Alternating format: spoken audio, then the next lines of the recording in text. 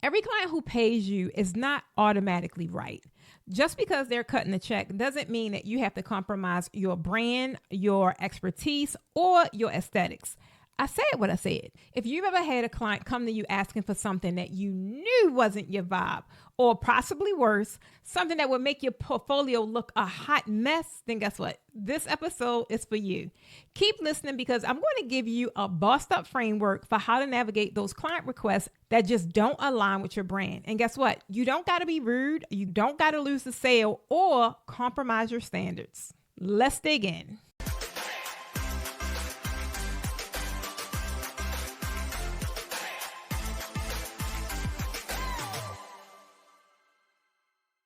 What's up, tribe? Welcome back to Raising the Bar Podcast, which is the only place where premium draping meets real business talk. I'm your girl, Precious Stevens, the Draping Queen. And today, guys, we're talking about that moment that every designer faces. And that is when your client taste just does not match your brand. Y'all know what I'm talking about. I'm talking about that client who pulls up all of this stuff from Pinterest from 2013, or maybe the ones that want to use the plastic tablecloths or the crepe paper, or the ones with the $100 budget, but want all the things. Woo, child, that was a lot you're saying, and I ain't gonna lie. But listen up, guys. If you really want to protect your brand and keep your bookings, you're going to want to stay locked in all the way to the end. All right, guys, but before we dive in, I want you to head on over to poshdrapingtour.com, and I want you guys to check out our next hands-on draping workshops right here in Atlanta. I know you guys are used to us going on tour and traveling all of the states, but guess what? For the entire 2025, all of our classes will be located right here in our new studio. Guys, in those masterclasses is exactly where we break down design principles, pricing strategy, and the marketing tools so that you're not just learning draping, but you also learn how to pitch it, how to position it, and how to find the people that's going to pay for it. And since you guys are actually tuning into this podcast, if you use code podcast at checkout, you'll get a special discount. All right, guys, now let's get back to the podcast. I want to ask you guys a question. Have you ever designed something for a client that you later maybe have regretted because it just didn't represent your brand well? I know I did. And if this sounds like something you've done or you've experienced, guys, I want you to just drop the word guilty in the comments and tell us your horror story while you're at it. We are the Posh tribe with the best vibe, so you know we got you. It's no judgment zone here. Now, guys, this happens to all of us, right? I'm not gonna lie. I remember years ago when I was first starting out, and it's not necessarily that I was even first starting out. It's kind of when I was learning how to get better, and I learned all the importance of aesthetics as opposed to chasing the dollar. Guys, I did have a client. I had a couple of them actually, and they wanted like this full purple and gold setup, and they wanted to add Dollar Tree decor pieces, y'all. Baby, it was really giving something from 2008. I was like, But the sad part about it, guys, I was hungry and I needed the money, right? So guess what I did? I did it. And let me tell you, it haunted me like a thief in the night. Not just because it was ugly though, but because it was attached to my name. I couldn't even post the pictures from this particular event because I knew that if I posted it, my work would not be looked at as valuable as I knew it was. And this is something that led me to realize that something had to change, y'all. And during that entire period when I was, really focused on not attracting bargain basement Betty and going through the transition to just work with better paying clients, that's when I was able to build something that is amazing. And that's what I'm going to be sharing with you guys today.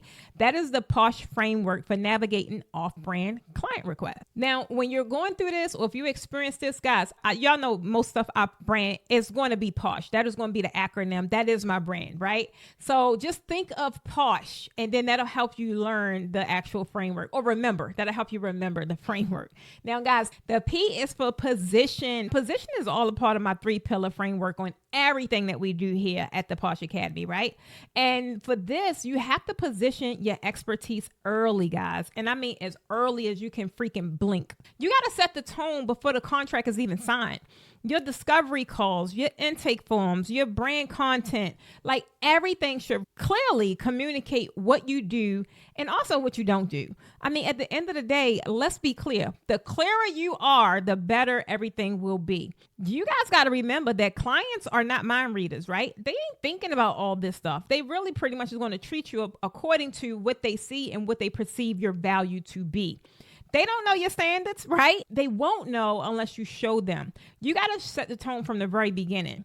Now, if you guys is like, hey, Precious, you on to something? This is what I want you guys to do. I want you to very easily add some kind of brand style guide or some kind of lookbook somewhere on your website, or at least somewhere on your social media platforms, because this is what's going to really help make it plain. And don't think about making it super complicated. You want it to do two things. You want it to help people understand this is what we do, and you want it to help people understand this is what we don't do. Point blank, period. And that brings us to the O, guys. Now, the O is simply offer on brand alternatives, right?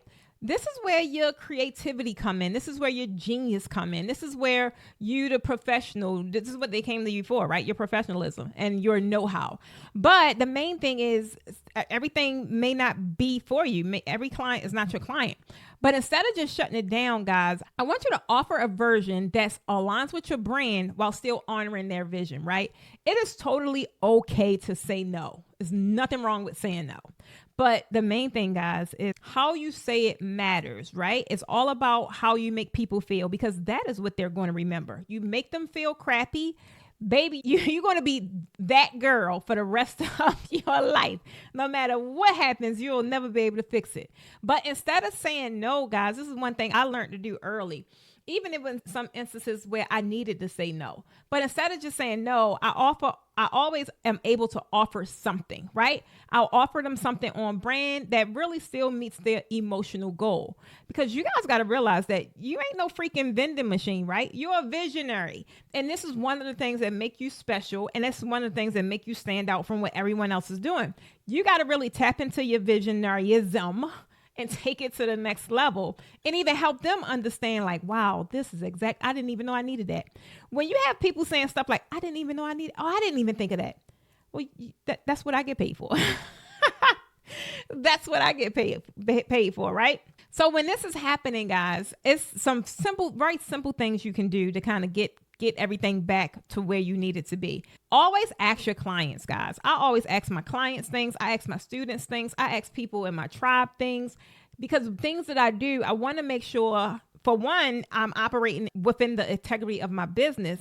Also want to make sure I'm in alignment with my purpose, but I also want to make sure that I'm serving them where they need to be served. And I'm doing what I'm supposed to do on this here earth. So ask them, right? Just simply ask them, what feeling are you hoping to achieve here? Or what feeling are you looking for this design to create? Because honestly, that's what it's all about. They're not really looking at design aspects or like parent. They're not looking at that. They're more focused on when they saw this design, how the heck it made them feel. All of the oohs and the ahs. So get them to go a little deeper and understand what feeling are they hoping to expect. Because people are looking for different things, right? And you won't really know. It's kind of like you won't be certain to deliver that feeling unless you know what it is. But the main thing you want to do is use that to present the solution that aligns with your style and their vision. Now, I'm going to say it again. You want to use that to present a solution that aligns with your style and their vision. It's much easier than it sounds, right? You can say something super simple, such as, we specialize in elevated premium design, right? Now, try this. You could say this, right? Just take this and work with it, rework it, reword it, do whatever you want. But at the end of the day, it's protecting both of you guys, right? Say, we specialize in elevated premium design. While that concept may work for other designers, we focus on a look that photographs beautifully and aligns with high-end experiences.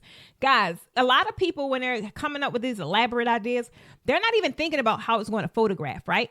But people do want amazing photographs. They do want to be displayed all up and down people's social media, right? They do want their friends taking pictures. They want all this. As long as you know that's one of their main things, then that's something that you would piggyback on. The way we do it, we make sure that it photographs beautifully. They're not thinking about that. They're just thinking of, oh, this is something I want in.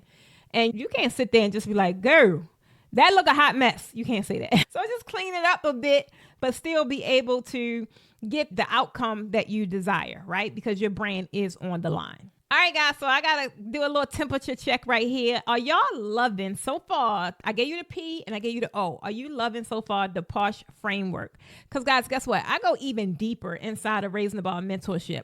We talk about everything from mindset to marketing. And I give you real tools and strategies to lead with confidence. If this is clicking for you guys, I just need y'all to scan this QR code right here or go to the link down in the description, because inside Raising the Bar mentorship, I'll walk you through exactly how to become an expert in your marketplace and the draping game, and also book premium clients, guys, consistently once you learn the Posh Blueprint. The Posh Blueprint is all around the 3 pillars you guys always hear me talking about: positioning, people, and pricing. Once you master those, baby, you're in the sweet spot. All right, guys, now getting back to the podcast, let's get down to the S. Now, the S is simply to set boundaries, but set boundaries with love, right? It's more than one way to skin a cat. And this one right here is kind of like just a tough one, because you have to lovingly educate the client about what you do best, because they don't know. And the main thing is, if you guys compromise, guess what you're saying?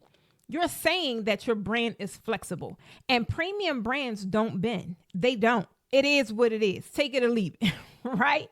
But even with the whole take it or leave it, it's still presented in a loving way. It's in a persuasive way to help other people understand that this is what you need right here, right?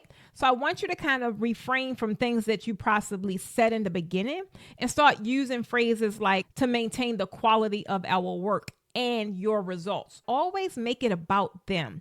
A lot of people, even us as creatives, CEOs, we tend to focus on what we do and what we're offering as if that's the only thing that matters. And I get it, because this is something that we're super passionate about. But guys, you got to remember that they're just as passionate, because this is probably one key milestone event that they will never be able to relive. They'll never be able to do again. You only get your first marriage. You only get your sweet 18 once. You only get your sweet 16, whatever it is. You only get those things one time. So it's still a passionate thing on both ends. And there is definitely a way to be able to amend that in an effective way. So definitely try those phases. To maintain the quality of our work and your results, we specialize in ... Or practice saying different things like this, right? Practice saying, hey, that's outside of our scope, instead of we don't do that. And I know I be playing a lot, guys, in my verbiage, being like, we don't do that. Get somebody else to do it. I do, because that's how I feel. But my words are never articulated this way to my clients, my students, or any of my tribe members. But yes, so to kind of get in that habit, that's outside of our scope. But here's what we can create for you that aligns with your event goals and our expertise. Hear how I'm saying it's not only about me. It's not only about what I specialize in. It's not only about my aesthetics, but I'm also infusing what they want, their goals, their vision. So that's how you kind of position it to be a win-win. And then lastly, guys, we have the H. The H is for Houston, psych. The H is for highlight the outcome, not just the look. You guys got to learn what to say. That's one of the biggest main components to marketing. Sometimes clients are stuck on one idea because they don't know the why behind your process, right? This is where you're going to have to break it down for them, and not breaking it down with a bunch of attitude, right? Break it down for them so now that they're receptive and they understand what's going on, right? Easiest way to do that, guys, is pull out those side-by-side pictures. Share how your signature designs, how it photographs, right? Like if you have an outstanding portfolio, this is exactly what you want to highlight, right? You want to show them that, one, you're good at what you do, and two, you can take people's vision and make it into a masterpiece. And some other things that I would definitely highlight, guys, and I even do this in all of my classes. I always sell the experience. You will see so many students in my classes smiling, happy, excited, high energy, giggling, all the things, all while they're learning, right? You got to show them the experience. How is what you've done or what you've created? Look at the guests, right? Do the guests look relaxed? Do they look like they just, this is where they need to be? Or are they sitting there uptight like, ooh, are they looking at the drapes like, what the hell? I'm playing. But this is why photography And photographs are important because it highlights things like this. It highlights the experience. And these are your strong selling points. Also, your transformation. The before and afters of transformation, they are so powerful because most of these venues, when you snatch out all of the decor, it look a hot mess, right? But then when you look at the after, it's like, wow, it's like jaw dropping. So guys, you have to be able to highlight the outcome and not just the actual look. The outcome is the emotional part that triggers people to buy, right? Feelings are all infused to it. So you got to learn how to master that part so that it really benefits your business and your bottom line. All right, guys, so I gave y'all the Posh framework. I want you to tell me in the comments which letter in the Posh framework, P-O-S-H, hit you the hardest, right? Comment P, comment O, comment S, or comment H. So I know exactly where a lot of you guys are stuck the most. Now, here's the bonus. If you ever had a client ask you to design something that just made your spirit itch, I want y'all to just drop a laughing emoji and tell me what it was. I love having conversations down in the comments because I learned so much about you guys and you learn a lot about me and get a lot of strategy on these podcasts. Guys, let's just get a good key going down in the comments, okay? But on a serious note, guys, I need to say this, right? You are not difficult. You're just disciplined. Don't think you're difficult. Don't let people tell you you're difficult. You're just disciplined. You're not rigid. You are refined, right? Protecting your brand isn't about you being a diva. It's really about you being a leader. And guess what? The right client is going to see that. Now, guys, if this hit home for any of you, then sis or bro, you know what I need you to do? I need you to be in RTB. I need you to be in Raising the Bar mentorship because we just be having so many dynamic moments in there. And guess what? You're missing out. All you got to do, again, is click that QR code on the screen if you're viewing from a television, or just get the link down in the description so I can see you guys on our next coaching call. We meet every week live, and it's a small, intimate group, right? And this is intimate enough to where everyone is seen and everyone is heard. Guys, this is the ultimate container for growth. So I need you guys to join the mentorship and share this episode with a designer who needs to hear it. Now, before we go, guys, I definitely have to give a shout out to amazing tribe members, and that is Miss Moya Pratt, because she is the one that actually suggested this juicy topic. Sis, you already know you had us nodding our heads because we've all been there. I think I was like, ooh, when she said it, when she made the suggestion. So again, thank you for keeping it real and helping us spark this much needed conversation. So you guys keep the conversation going by dropping those comments down below. And tribe, this is your open invitation, right? If there's a topic that you want me to dive into on a future episode, drop it down in the comments. This show, guys, is for y'all. This ain't for me. I've already gone through the things, right? This show is for you guys. This is where I try to give you guys some actionable steps and things you can do to get out of either your own way or to overcome the hurdles you're facing in your marketplace. So let's keep this collaborative, guys. Let's keep it super honest and on point. Just remember that, guys, y'all don't got to sacrifice your style to stay booked. You just need a strategy that helps you attract the right clients from the get-go. And that's where I come in. I hope to see you guys in our mentorship container very soon. I'm your girl, Precious Stevens, the Draping Queen. And until next time, guys, remember that anything's possible when staying positive. So keep raising the bar until we meet again. Bye.